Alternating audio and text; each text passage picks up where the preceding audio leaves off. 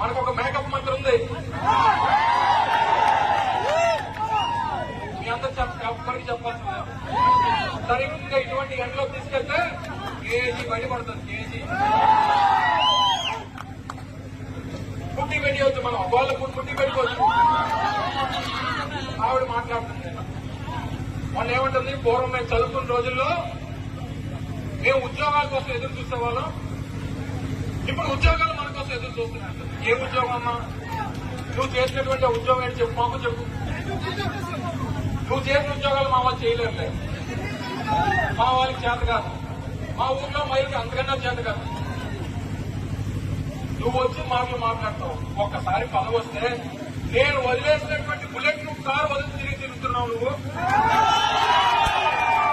నేను వాడి వదిలేసినటువంటి నా బుల్లెట్ నువ్వు కారు నువ్వు వాడుతూ నా గురించి మాట్లాడుతున్నా. నీ సిగ్గు సెలవు ఏమైనా ఉందా అని అడుగుతావు, ఎంత ఉందా అని అడుగుతా ఉన్నా. ఏదో పదవి వచ్చేసరికి నలుగురు గన్మెన్లు వెనక్కి తిరిగేసరికి మాకు గన్మెన్తో పని లేదు, నన్ను కంటికి రప్పులా కాపాడుకునేటువంటి వేళ